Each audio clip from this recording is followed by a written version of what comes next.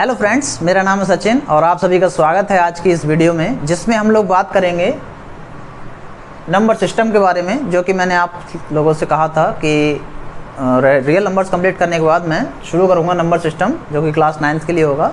तो उसमें आज हम शुरू कर रहे हैं क्लास 9 का चैप्टर 1 नंबर सिस्टम, जिसमें हम लोग आज डिटेल में पढ़ेंगे रेशनल नंबर्स के बारे में, यानी कि परमेय संख्याओं के बारे में। ठीक है, तो सबसे पहले शुरू करता हूं मैं नंबर लाइन से, क्योंकि इसके बारे में आपको पता होना बहुत ज़रूरी है कि नंबर लाइन क्या होती है और कैसे नंबर्स को इसमें हम डिनोट करते हैं। ठीक है, नंबर लाइन के बारे में क्लियर। तो ध्यान दीजिए, सबसे पहले मैं एक स्ट्रेट लाइन बनाता हूं और ये हमारा प्लस इन्फिनिटी और ये हमारा माइनस इन्फिनिटी और यहाँ से मेरे पास ये हो जाएगा 0। ठीक है, इस तरह से हम नंबर लाइन बनाते हैं और इक्वल डिवीज़न करके हम लोग इस पे नंबर्स को इस तरह से डिनोट करते हैं। ये चलता जाएगा, ये -1, ये -2, ये -3, ये -4, ये -5, ये डॉट डॉट डॉट यहाँ और ये डॉट डॉट डॉट इधर। ये माइनस इन्फिनिटी तक जाएगा और ये प्लस इन्फिनिटी तक जाएगा। ठीक है, तो ध्यान दीजिए, नंबर लाइन पे जितने भी नंबर्स हैं हमारे सारे, इन नंबर्स को हम क्या कहते हैं? इंटीजर्स। हिंदी में हम इसे बोलते हैं पूर्णांक। आप लोग इसको डिटेल में पढ़ चुके होंगे, मे बी क्लास 6 और 7 में।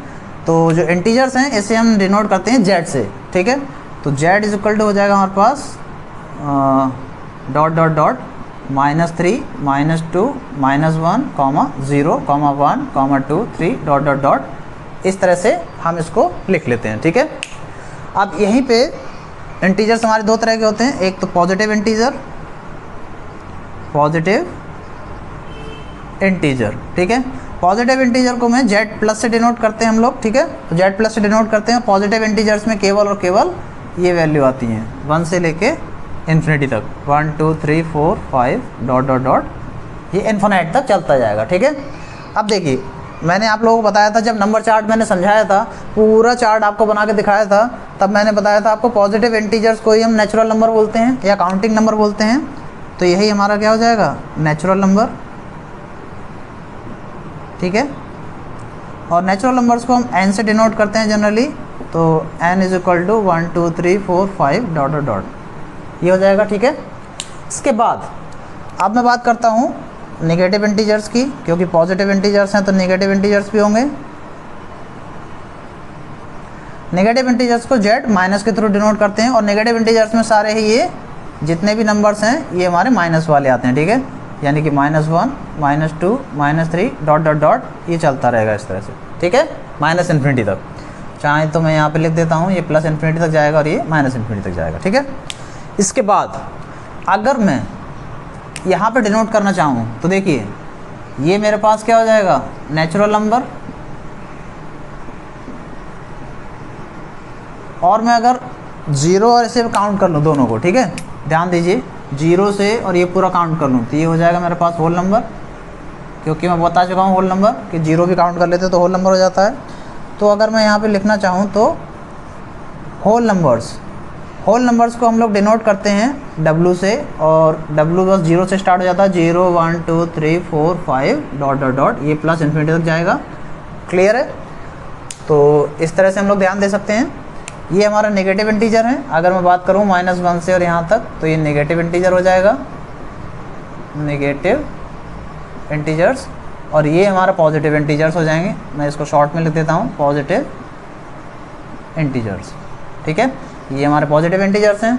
तो नंबर लाइन पे हम लोग समझ सकते हैं नंबर्स को, ये हमारा नेगेटिव इंटीजर्स, ये हमारा पॉजिटिव इंटीजर्स। 0 ना तो पॉजिटिव इंटीजर होता है, ना ही नेगेटिव इंटीजर होता है।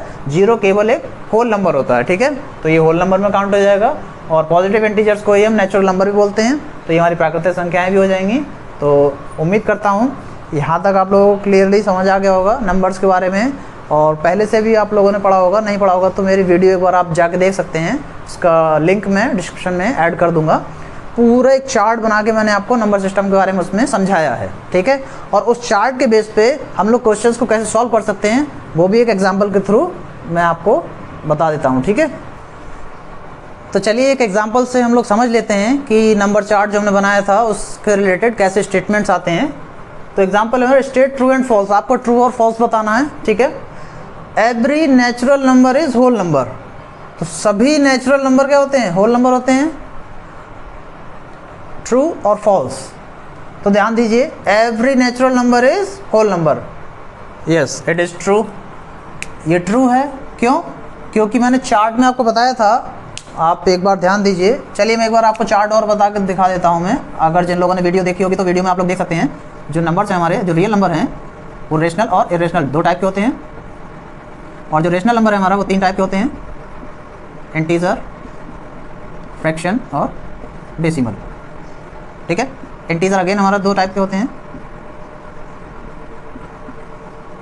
Negative integer zero and positive integer. Positive integer, और इसे ही हम नेचुरल नंबर कहते हैं, नेचुरल नंबर। ठीक है। और अगर मैं जीरो को और पॉजिटिव इंटीजर को मिला दूं तो ये मेरा मिलता है होल नंबर। ठीक है। बाकी पूरा चार्ट यहाँ पे भी नहीं बना रहा हूँ मैं, पूरा चार्ट आप लोग पूरा डिटेल में उसके बारे में मैंने बात की है। क्लियर? अब ध्यान दीजिए, every natural number is whole number.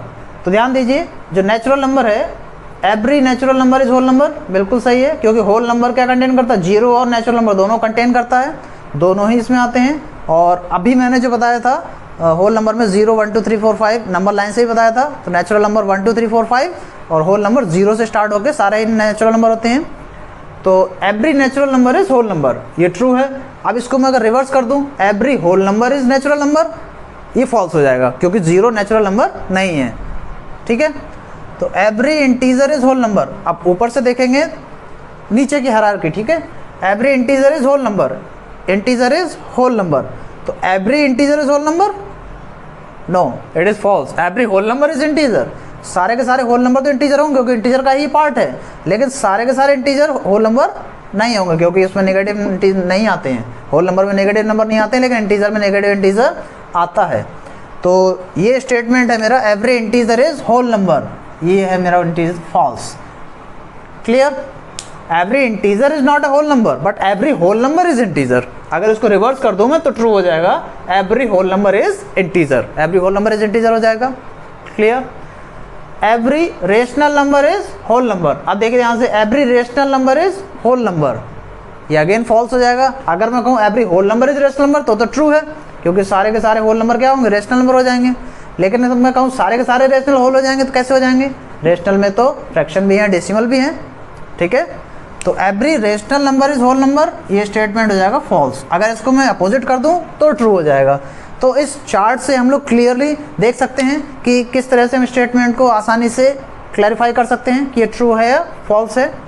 Every integer is rational number, तो every integer is rational number, ये सही है। देखिए नीचे से अगर ऊपर की तरफ चलेंगे तो सही है, every integer is rational number, ये सही है। अगर मैं कहता every rational number is integer तो फॉल्स हो जाता क्योंकि रेशनल नंबर में फ्रैक्शन, डेसिमल और भी सब नंबर आते हैं। ठीक है।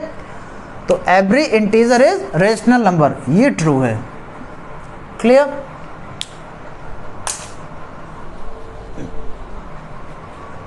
Next, every whole number is natural number. आप ध्यान देंगे, every whole number is natural number. तो every whole number is natural number. Again देखिए ध्यान से, every whole number is natural number, बिल्कुल ध्यान देंगे, ये हो जाएगा हमारा फॉल्स क्योंकि होल नंबर में जीरो भी आता है और जीरो नेचुरल नंबर नहीं होता है। अगर इसको मैं अपोजिट कर दूं, every natural number is whole number, तो सही है, बिल्कुल सही हो जाएगा। ठीक है। जैसे कि ये लिखा हुआ था, every natural number is whole number, ये ट्रू था, लेकिन every whole number is natural number, ये फॉल्स हो जाएगा। क्लियर है यहाँ तक? कोई अगर डाउट हो आपको तो कमेंट में आप लिख सकते हैं। नेक्स्ट, आप ध्यान दीजिए, रेशनल नंबर्स, परमेय संख्याएं क्या होती हैं? आगे बढ़ते हैं हम लोग। ठीक है। परमेय संख्याओं पे, तो those numbers which can be written in the form of p by q where p and q are integers. तो वे संख्याएं जो p अपॉन q की फॉर्म में लिखी जा सकती हैं जहाँ पे p और q इंटीजर्स होते हैं and q is not equal to zero, वो संख्याएं क्या होती हैं? हमारी परमेय संख्या होती हैं, उन्हें हम रेशनल नंबर्स कहते हैं। ठीक है। फॉर एग्जाम्पल के लिए मैं लिख लेता हूँ 2/3, ये रेशनल नंबर है, p अपॉन q के रूप में लिख सकता हूँ, and 2 and 3 also integers. And अगर मैं केवल 2 लिखता हूँ तो केवल 2 भी हमारी रेशनल नंबर होगी क्योंकि अगर कोई भी नंबर नहीं है डिनोमिनेटर में तो बटे एक तो लिख ही सकता हूँ अपॉन में, क्योंकि 1 तो हर जगह होता है, तो ये भी हमारा क्या होगा? रेशनल होगा। Clear? But the condition is q is not equal to zero, ये ऐसा क्यों कंडीशन है, क्यू ज़ीरो क्यों नहीं होना चाहिए? अगर क्यू ज़ीरो हो जाएगा तो ऐसा क्या हो जाएगा? ये भी तो क्वेश्चन है ना, ठीक है। तो ध्यान दीजिए, अगर हमारा क्यू ज़ीरो हो जाएगा, if q is equal to zero, तो जो हमारा रेशनल नंबर होगा वो नंबर हमारा क्या हो जाएगा? पी अपॉन ज़ीरो हो जाएगा। और ज़ीरो से हम किसी भी नंबर को जब हम डिवाइड करते हैं तो वो डिफाइन नहीं है, इट इज़ नॉट डिफाइंड, ये इनफाइनाइट हो जाता है, इट इज़ नॉट डिफाइंड। अब चूंकि डिफाइंड नहीं है इसीलिए इसको हम इन्फिनिटी लिख देते हैं, ठीक है, इनफाइनाइट हो जाता है, ये क्लियर है। और इन्फिनिटी को समझने के लिए हम इस तरह से लिख सकते हैं 1/0 इज़ इन्फिनिटी। जब भी हम डिवाइड करते हैं जीरो से, किसी भी नंबर को जीरो से डिवाइड करते हैं हम, या मैं इसको a/0 भी लिख सकता हूँ। अगर मैं a/0 लिखूँ तो इसको भी मैं इन्फिनिटी लिख सकता हूँ, ठीक है, क्लियर है ये बात। किसी भी नंबर को जीरो से डिवाइड करते हैं तो वो इनफाइनाइट हो जाता है। इसीलिए जब भी मैं बात करता हूँ 1/∞ की, तो 1/∞ हमारा जीरो हो जाएगा, 1/∞ 1/0 हो जाएगा। कैसे? तो 1/∞ लिखता हूँ तो 1/0 और 0 ये ऊपर चला जाएगा, तो यहाँ पर 0/1 हो जाएगा, इसका मतलब ये 0 हो जाएगा, क्लियर। इन्फिनिटी के बारे में एक अलग से मैं सेपरेट वीडियो बनाऊंगा, क्योंकि इन्फिनिटी बहुत ही अच्छा टॉपिक है और डिटेल में इसको जानने की ज़रूरत है। तो नेक्स्ट वीडियो में इन्फिनिटी के लिए आपको एक बना दूंगा अलग से, पूरा प्रॉपर इन्फिनिटी के ऊपर, ठीक है। तो यहाँ तक आप इतना शॉर्ट में समझ लीजिए कि जब भी हम जीरो से डिवाइड करते हैं तो वो इनफाइनाइट हो जाता है, ये डिफाइंड नहीं होता, it is not defined, clear. इसीलिए q is not equal to zero, कभी भी डिनोमिनेटर में आप जीरो नहीं देखेंगे कहीं भी, ठीक है। उम्मीद करता हूँ यहाँ तक बात समझ आ गई होगी। और कुछ क्वेश्चंस देखने से पहले एक और मैं देख लेता हूँ, इक्विवेलेंट रेशनल नंबर्स क्या होते हैं इसके बारे में जान लेते हैं, उसके बाद हम क्वेश्चंस पे आगे बढ़ेंगे, ठीक है। तो इक्विवेलेंट रेशनल नंबर क्या होते हैं, ध्यान दीजिए, मैं एग्जांपल से आपको समझाता हूँ, क्योंकि कोई भी रेशनल नंबर उसका यूनिक रिप्रेजेंटेशन नहीं होता है, ठीक है। वो p/q के रूप में लिख सकते हैं, तो उसको और भी हम चेंज कर सकते हैं। फॉर एग्जांपल जैसे 1/2 है, अगर मैं इसमें 2 से मल्टीप्लाई कर दूं, ऊपर भी 2 से मल्टीप्लाई कर दूं, नीचे भी, तो 2/4 हो जाएगा। तो ये भी तो रेशनल नंबर है ना, तो ये क्या है, इसके इक्विवेलेंट है, क्लियर। वैल्यू सेम रहेगी, दिखने में अलग अलग होंगे, तो वो नंबर्स क्या होते हैं हमारे इक्विवेलेंट। अगर मैं 3 से मल्टीप्लाई कर दूं तो 3/6 हो जाएगा, लास्ट में जब हम सॉल्व करेंगे तो 1/2 ही आएगा। अगर मैं 10 से मल्टीप्लाई कर दूं तो 10/20 हो जाएगा, 5 से मल्टीप्लाई कर दूं तो 5/10 हो जाएगा। तो ये सारे क्या हैं, इक्विवेलेंट हैं, ठीक है। So these rational numbers are called equivalent. Questions represent -1/3, -2/3 and 1/2 on number line. अब नंबर लाइन पे कैसे रिप्रेजेंट करते हैं नंबर्स को, ये देख लेते हैं ध्यान से, ठीक है। तो आपको आगे क्वेश्चंस को समझने में आसानी होगी।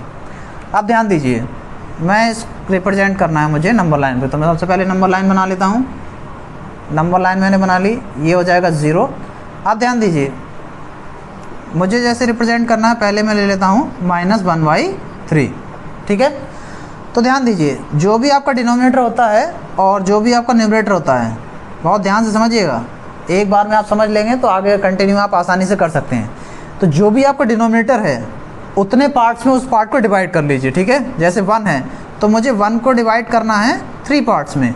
तो ध्यान दीजिए, -1 है तो मैं यहाँ पे लिख लेता हूँ इसे -1 है, और ये लिख लेता हूँ मैं यहाँ पे 1 है, तो -1 और 1 मैंने ये लिख लिया। अब ये जो डिस्टेंस है बीच में दोनों इक्वल होना चाहिए, क्लियर है। तो -1 और +1 दोनों डिस्टेंस इक्वल हैं। अब -1 को मुझे 3 इक्वल पार्ट में डिवाइड करना है, ठीक है। ध्यान दीजिए कैसे करता हूँ मैं, 1 2, अब देखिए 1 2 3 इक्वल पार्ट में डिवाइड हो गया ये, ठीक है। ध्यान दीजिए, एक पार्ट ये, एक पार्ट ये, एक पार्ट ये, 3 इक्वल पार्ट में डिवाइड हो गया। इसके लिए मैंने 2 लाइन्स और इसमें बना दी इक्वल, क्लियर है। अब देखिए -1/3, तो जब मैं 0 से और 1 के बीच में हूँ तो ये 3 इक्वल पार्ट में डिवाइड हो गया, मतलब ये 1/3 पार्ट हो गया, तो ये हो जाएगा मेरा -1/3, क्लियर। अगला वाला होगा तो वो माइनस का 2 × 1/3 यानी कि -2/3 हो जाएगा ये, और उसके अगला वाला होगा तो माइनस का 3 × 1/3, जब 3 से 3 कैंसिल आउट हो जाएगा तभी तो ये -1 आएगा, क्लियर। तो यानी कि मेरा तीनों पार्ट इक्वल हो गया, और इसी को मुझे नंबर लाइन पर शो करना था, तो ये मेरा नंबर लाइन पर शो हो गया A, तो इसको मैं लिख लेता हूँ A, ये हमारा A हो गया, नंबर लाइन पर शो हो गया -1/3, यहाँ पे है ये नंबर लाइन पे। दूसरा -2/3 भी आ गया देखो हमारे पास, इसको मैं ले लेता हूँ B, तो -2/3 को मुझे डिनोट करना था तो ये V हो गया, क्लियर। अब देखिए ध्यान से, अब मुझे 1/2 को डिनोट करना है, तो 1/2 को डिनोट करना है, तो फिर से वही 2 को हम 2 पार्ट्स में डिवाइड करेंगे, इसको 1 को, न्यूमरेटर को डिवाइड करते हैं डिनोमिनेटर में जितने पार्ट में होता है। अब ये 2 पार्ट में है तो 2 पार्ट में इसको इक्वली डिवाइड करूंगा मैं, तो 0 से 1 इसको मैंने 2 पार्ट में डिवाइड कर लिया, तो एक लाइन बनाऊंगा बीच में। अब ये देखिए 2 पार्ट में डिवाइड हो गया। अब मुझे 1/2 करना है, तो 1/2 यही हो जाएगा 1/2। इसको मैं ले लेता हूँ C, तो ये हमारा क्या हो गया C, ठीक है। तो यहाँ पे मैंने डिनोट कर दिया C को। क्लियर है सभी को? तो यहाँ पे आपको बस क्या ध्यान रखना है, divide numerator in equal parts of denominator, ठीक है। इसको मैं शॉर्ट में लिख देता हूँ ऐसे, न्यूमरेटर और डिनोमिनेटर को। क्लियर है? इस तरह से रिप्रेजेंट कर लेंगे आप, कोई भी नंबर्स को आप आसानी से रिप्रेजेंट कर सकते हैं। और यहाँ पे आप देख पा रहे हैं कि 0 से और 1 के बीच में और भी संख्याएं हैं। क्लियर है? तो मैं देख रहा हूँ 0 से -1 के बीच में और भी 2 संख्याएं आ गई, या 0 से 1 के बीच में और भी रेशनल नंबर्स हैं। तो कोई भी 2 नंबर्स के बीच में बहुत सारे रेशनल नंबर्स आ रहे हैं। एक और एग्जाम्पल से देख लेता हूँ मैं से, ठीक है, तो आपको ज़्यादा समझ आएगा। तो मैं एक क्वेश्चन और ले लेता हूँ, represent 5/3 and -5/3 on number line. अब मुझे 5/3 और -5/3 को नंबर लाइन पर डिनोट करना है, ठीक है। तो देखिए प्रोसेस मेरा सेम रहेगा, जितना भी मेरा पैटर्न रहता है पढ़ाने का उसमें थीम सेम रहती है, प्रोसेस सेम रहती है। एक बार मैं अच्छे से समझा देता हूँ, बाकी फिर आप अप्लाई करते रहें तो कोई भी क्वेश्चन आप कर सकते हैं, कहीं से भी आपको प्रॉब्लम नहीं आएगी। ये मैंने 0 लिया, ये मैंने इन्फिनिटी, ये मैंने -इन्फिनिटी। अब मुझे 0 5/3 और -5/3 को डिनोट करना है, ठीक है। तो यहाँ से मैं इसको लिख लेता हूँ 5 और यहाँ से लिख लेता हूँ -5। दोनों की डिस्टेंस इक्वल रहेगी, डिस्टेंस का थोड़ा ध्यान रखेंगे। अब देखिए ध्यान से, मैं 5/3 को मुझे डिनोट करना है, कहाँ पे है, नंबर लाइन पे रिप्रेजेंट करना है, ठीक है। तो मैं 5 को 3 इक्वल पार्ट्स में डिवाइड करूँगा। जो मेरा न्यूमरेटर 5 है उसको मैं 3 पार्ट्स में डिवाइड करूँगा। तो जो 5 है उसको मैंने 1 2 3 पार्ट्स में डिवाइड कर लिया। अब 3 पार्ट्स में डिवाइड कर लिया तो 5/3, तो मैं स्टार्ट करूँगा तो ये मेरा 5/3 होगा, यानी कि A मान लेता हूँ मैं से, तो ये मेरा A हो जाएगा। और दूसरा अगर होता तो 2 × 5/3 यानी कि 10/3 हो जाता वो, और थर्ड होता तो 3 × 5/3, ठीक है। 3 से 3 डिवाइड हो जाता तो 5 आ जाएगा ये ऑटोमेटिकली। क्लियर है? अब देखिए -5/3 को मुझे डिनोट करना है, तो -5 को मैं 3 इक्वल पार्ट्स में डिवाइड कर लूँगा, 1 2 3 इक्वल पार्ट्स में डिवाइड कर लिया सेम। तो ये पहला वाला क्या हो जाएगा हमारा, ये हो जाएगा -5/3। इसको मैं मान लेता हूँ ये B है, तो ये हमारा B हो जाएगा, ठीक है। तो B पोजीशन पे है -5/3, तो ये रिप्रेजेंट हो गया। क्लियर है? There are infinitely many rational numbers, many rational numbers between any 2 rational number, ठीक है। जो कोई भी 2 रेशनल नंबर है उनके बीच में इनफाइनाइटली मैनी रेशनल नंबर्स आपको मिल जाएंगे, ठीक है। इनफाइनाइट, जितने आप चाहें उतने नंबर्स आप इसमें 2 रेशनल नंबर्स के बीच में आप फाइंड कर सकते हैं, ठीक है। ये दिख रहा है आपको, 2-3 एग्जांपल से आपको बता दिया, बहुत सारे नंबर्स आपको मिल रहे हैं। तो इन 2 रेशनल नंबर्स के बीच में इनफाइनाइटली मैनी रेशनल नंबर्स होते हैं। क्लियर है? तो अगर मुझे 2 रेशनल नंबर्स के बीच में 2 अगर और फाइंड करने हो रेशनल नंबर से, 4 फाइंड करने हो, 10 फाइंड करने हो, तो कैसे करेंगे उसको आगे हम देख लेते हैं और समझ लेते हैं क्वेश्चन के थ्रू। अगर मेरे पास एक क्वेश्चन ऐसा आता है, find 2 rational numbers between 3 and 4, कैसे फाइंड करेंगे, तो इसको मैं सॉल्व करता हूँ। और ध्यान दीजिएगा इसको 2 मेथड से मैं सॉल्व करूँगा, ठीक है। मेथड नंबर 1, जब आप लोगों ने कोई भी 2 पॉइंट्स के बारे में मिडिल पॉइंट आपको निकालना हो, जैसे कि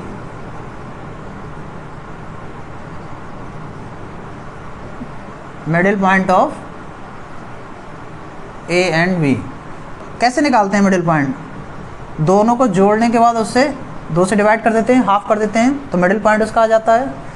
तो सेम हम मिडिल पॉइंट को फाइंड करने के लिए यूज़ करेंगे 2 रेशनल नंबर निकालने के लिए। कैसे, देखिए मैं इसका सॉल्यूशन करता हूँ। तो मुझे नंबर है मेरे पास 3 and 4, तो ध्यान दीजिए मैं इसको नंबर लाइन से समझाता हूँ, ठीक है। ये मान लिया मैंने, ये 3 है यहाँ पे और ये है 4।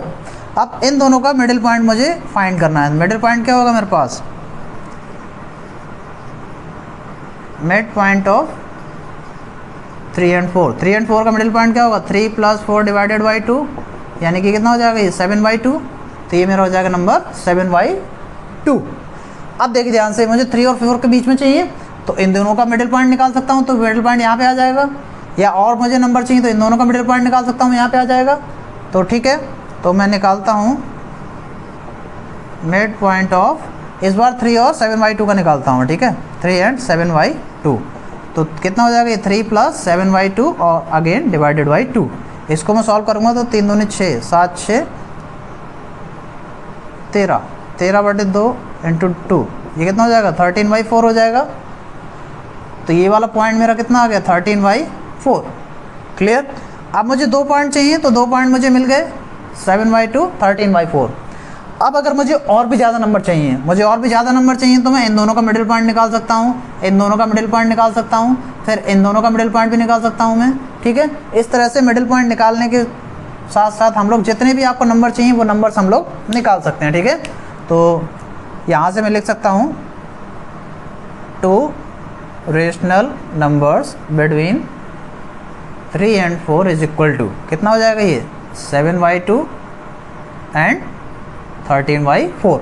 क्योंकि दोनों रेशनल नंबर्स के बीच में इन्फिनिटली मैनी रेशनल नंबर्स होंगे तो हम किसी भी तरह से निकाल सकते हैं।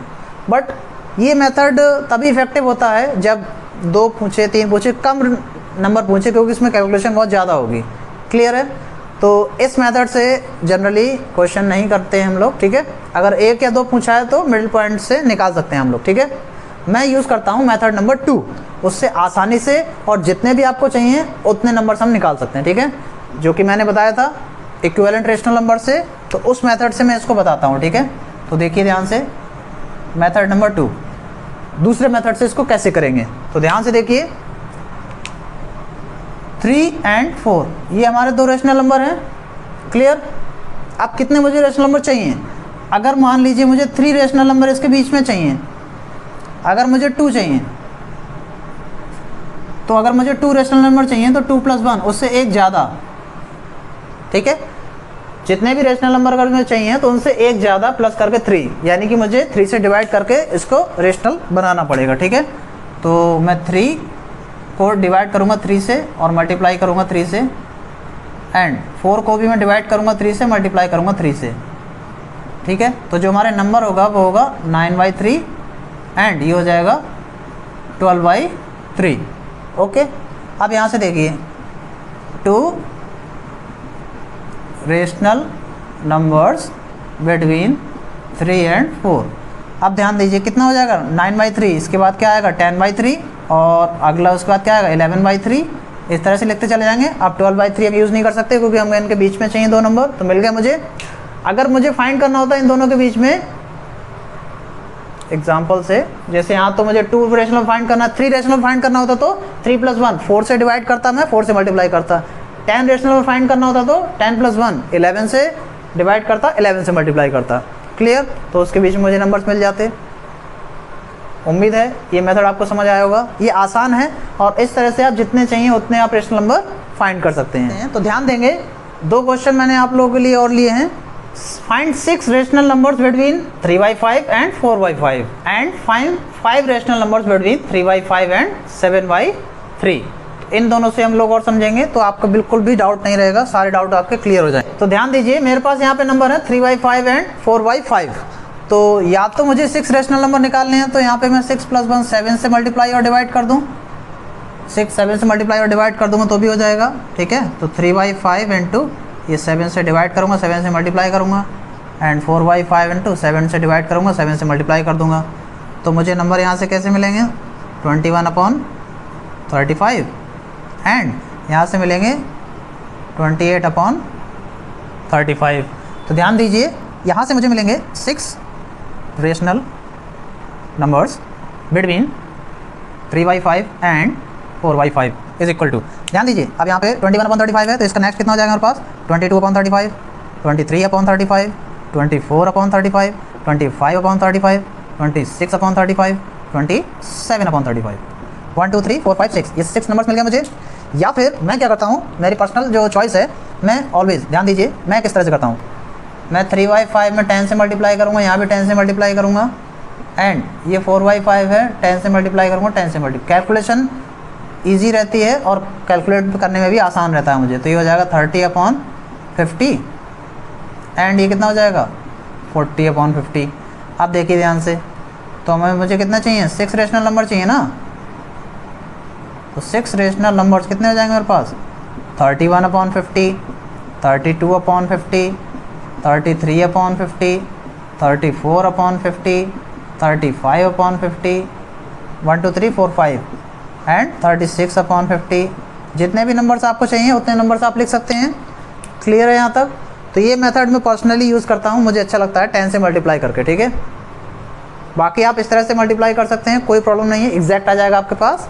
लेकिन अगर आप इस तरह से भी लिखेंगे तो भी गलत नहीं है और ईजी टू यूज़ है। क्लियर? अब इसको देखिए मैं कैसे करता हूँ सॉल्व। अब मुझे नंबर्स है मेरे पास 3/5 एंड 7/3। यहाँ पे देखिए डिनोमिनेटर सेम नहीं है। अब तक क्या था, या तो डिनोमिनेटर में हमारे पास नहीं था या डिनोमिनेटर सेम था। क्लियर? अगर डिनोमिनेटर सेम नहीं है तो पहले डिनोमिनेटर को सेम बनाएंगे। कैसे बनाएंगे ध्यान दीजिए। तो 3/5 है और यहाँ पे 7/3 है, इन दोनों का एलसीएम लेंगे। एलसीएम लेने के बाद जो नंबर से इसको डिवाइड करेंगे, जो भी नंबर आएगा फिर उससे मल्टीप्लाई करेंगे। पर यहाँ पे दोनों को प्राइम नंबर है तो इनका एलसीएम मल्टीप्लिकेशन के बराबर ही आएगा। तो 3 से मैं इसमें मल्टीप्लाई कर देता हूँ और ये जो 5 है 5 से इसमें मल्टीप्लाई कर देता हूँ। ध्यान दीजिए, ये 5 × 3 5 × 3 बन जाएगा, दोनों सेम हो जाएंगे। तो यहाँ से मुझे मिलेगा ये 9/15 एंड 35/15। अब यहाँ पे डिनोमिनेटर मेरा सेम हो गया। अब मैं चेक करता हूँ। ठीक है, मुझे कितने नंबर चाहिए थे, 5 रेशनल नंबर चाहिए थे। तो 9 और 35 के बीच में 5 तो आसानी से मिल जाएंगे, तो मैं डायरेक्टली लिख दूंगा। अगर इन केस नहीं मिलते तो मैं अगेन 10 से मल्टीप्लाई कर लेता और जितने भी नंबर चाहिए मुझे मैं बना लेता। तो इक्विवेलेंट में रेशनल नंबर बना के इन बिटवीन जितने भी रेशनल नंबर मुझे चाहिए वो मैं लिख सकता हूँ। चाहे मैं 10 से मल्टीप्लाई करूँ और मुझे ज़्यादा चाहिए तो मैं 100 से मल्टीप्लाई कर लूँगा, और ज़्यादा चाहिए तो मैं 1000 से मल्टीप्लाई कर लूँगा।